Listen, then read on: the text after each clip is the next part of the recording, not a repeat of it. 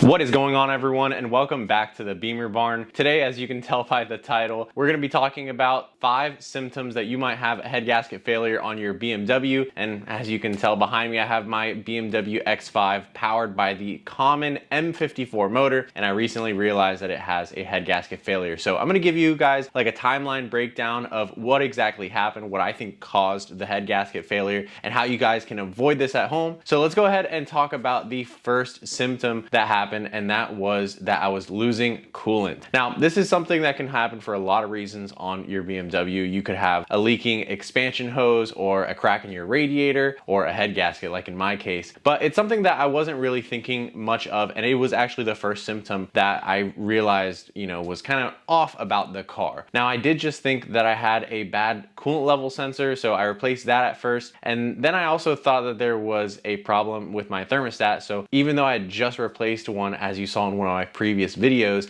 I bought another brand new thermostat and replaced it because I thought, hey, maybe the one that I had in there was faulty. So I was losing coolant, and that brings me to my second symptom, and that is that the car was overheating. So as I was losing coolant, the car of course didn't have enough to run at operating temperature, and the car overheated. Now, when the car starts to overheat, you definitely want to stop the engine, get on the side of the road, park it as soon as possible, and try to open the hood, try to relieve some of that heat off the motor, because you do not want these motors to overheat. The problem is that being that it's an aluminum block, it is prone to warping, and it can be difficult to remove the head bolts, and those head bolts will typically pull the threads out of that soft aluminum. So you definitely want to avoid overheating the motor, like I said. Now, enough about the coolant. Another common symptom is a misfire, and although this can be caused for a ton of other reasons, like a bad spark plug, ignition coil, or injector, or an air leak inside of the intake manifold, any number of things could cause a misfire. But if you do have one that's consistent on a cylinder that won't go away, no matter if you change the spark plugs, or if you move the coils around, or you maybe try cleaning the injectors, then it could be a head gasket symptom. On my particular car, it's cylinder 3 that I was getting a misfire on. I really didn't think much of it. I was planning on making a video where I would update the ignition coils on the car, but now realizing what the true cause is, I don't think we're gonna need to replace those coils very soon. Now, the fourth symptom of a possible head gasket failure is going to be water on your oil cap. Now, this is kind of scary to pull out of your engine bay and see that there's water where there should be oil, and it's common to happen on certain BMW models that have an oil filter stand that also has coolant running through it in order to cool that part of the engine. And what can happen is on that gasket, like on 335s for example, you can actually have oil going into the coolant passage and coolant going into the oil passage, and that would create like that foamy water oil mix like we saw on a 335i restoration on this channel previously. And although it can be really scary, it's just that cheap little gasket and not a head gasket failure. But if you are noticing water underneath the oil cap and you do not have a system like that, or you recently changed the gasket for example, then it could be the only other place on the motor where coolant and oil are very close together, and that's the engine block itself, and right at the cylinder head where the head gasket is. So what's happening is that there's an exchange going on,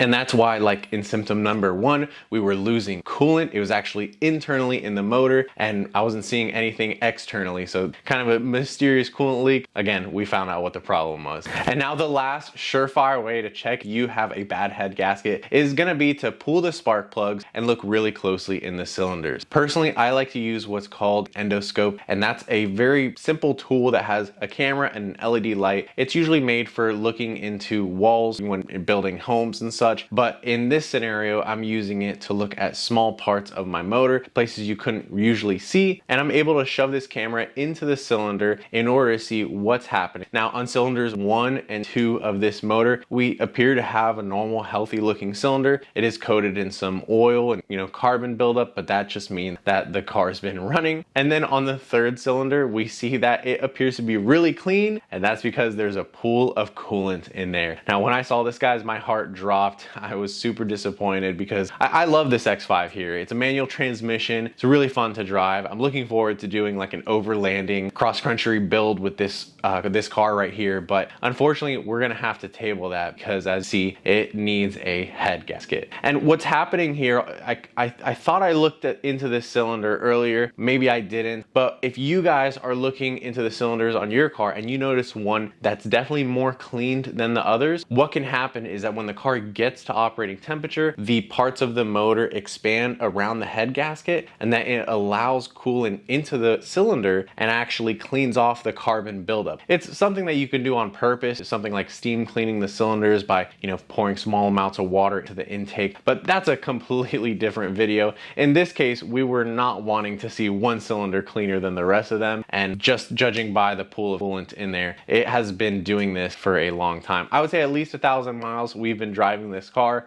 Usually when the car was misfiring, we would start the car up, let the car either run that misfire out itself over the next 10 seconds, and if it didn't do that, restarting the car would usually have the car running on all cylinders. So it goes to prove how strong these motors are, that it'll just keep running even with that head gasket failure. But unfortunately, you can only go so far before you start damaging things like the valves, the cylinder walls, because what's happening is not only is that coolant sitting there and it's going to be rusting the inside of the motor, you know, with the piston rings, the piston cylinder walls and all that, it's also going to cause one day it's going to cause enough interference with the top cylinder head that it might just hydrolock that piston, and we might just ruin the block completely. So I'm really looking forward to getting this car back on the road soon. If you guys are having similar symptoms, or you guys want to let me know what other symptoms or issues can come about from a bad head gasket, let us know down in the comments below. And I hope you guys at least learn something from my situation here and try to avoid having a head gasket failure in the future. So I hope you guys enjoyed the video. As always, drop a like down below and subscribe to the channel if you're new and you haven't yet. And I hope you guys have an amazing day. See you next time.